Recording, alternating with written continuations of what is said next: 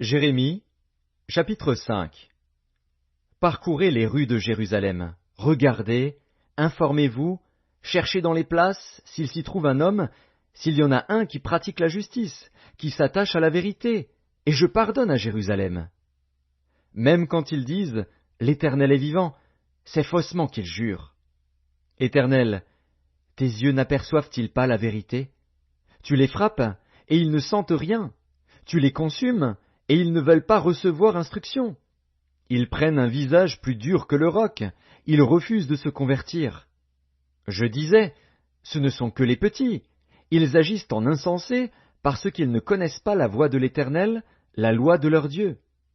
J'irai vers les grands, et je leur parlerai. Car eux, ils connaissent la voie de l'Éternel, la loi de leur Dieu. Mais ils ont tous aussi brisé le joug, rompu les liens.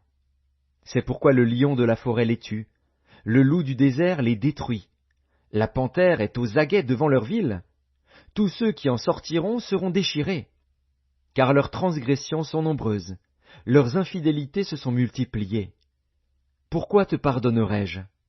Tes enfants m'ont abandonné, et ils jurent par des dieux qui n'existent pas. J'ai reçu leur serment, et ils se livrent à l'adultère. Ils sont en foule dans la maison de la prostituée.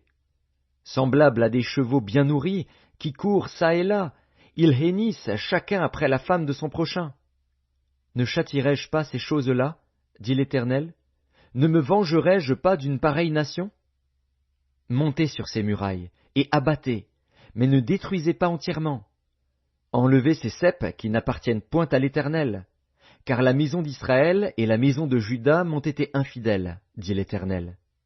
Ils renient l'Éternel, ils disent, « Il n'existe pas, et le malheur ne viendra pas sur nous, nous ne verrons ni l'épée, ni la famine. » Les prophètes ne sont que du vent, et personne ne parle en eux. Qu'il leur soit fait ainsi. C'est pourquoi ainsi parle l'Éternel, le Dieu des armées. Parce que vous avez dit cela, voici, je veux que ma parole dans ta bouche soit du feu, et ce peuple du bois, et que ce feu les consume. Voici, je fais venir de loin une nation contre vous, maison d'Israël, dit l'Éternel. C'est une nation forte, c'est une nation ancienne, une nation dont tu ne connais pas la langue, et dont tu ne comprendras point les paroles. Son carquois est comme un sépulcre ouvert, ils sont tous des héros. Elle dévorera ta moisson et ton pain, elle dévorera tes fils et tes filles, elle dévorera tes brebis et tes bœufs, elle dévorera ta vigne et ton figuier.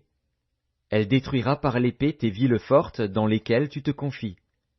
Mais en ces jours, dit l'Éternel, je ne vous détruirai pas entièrement.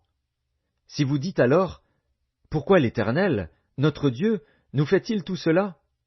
Tu leur répondras, comme vous m'avez abandonné, et que vous avez servi des dieux étrangers dans votre pays, ainsi vous servirez des étrangers dans un pays qui n'est pas le vôtre. Annoncez ceci à la maison de Jacob, publiez-le en Juda, et dites, écoutez ceci, peuple insensé et qui n'a point de cœur. Ils ont des yeux et ne voient point, ils ont des oreilles et n'entendent point. Ne me craindrez-vous pas, dit l'Éternel, ne tremblerez-vous pas devant moi? C'est moi qui ai donné à la mer le sable pour limite éternelle qu'elle ne doit pas franchir. Ses flots s'agitent, mais ils sont impuissants, ils mugissent, mais ils ne la franchissent pas. Ce peuple a un cœur indocile et rebelle, ils se révoltent et s'en vont.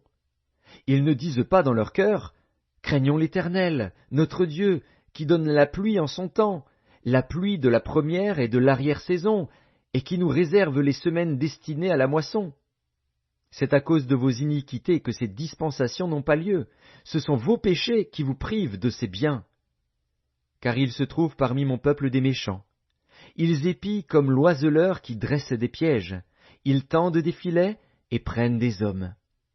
Comme une cage est remplie d'oiseaux, leurs maisons sont remplies de fraude. C'est ainsi qu'ils deviennent puissants et riches. Ils s'engraissent, ils sont brillants d'embonpoint, ils dépassent toute mesure dans le mal, ils ne défendent pas la cause de l'orphelin, et ils prospèrent, ils ne font pas droit aux indigents. Ne châtierai-je pas ces choses-là, dit l'Éternel, ne me vengerai-je pas d'une pareille nation? Des choses horribles, abominables, se font dans le pays.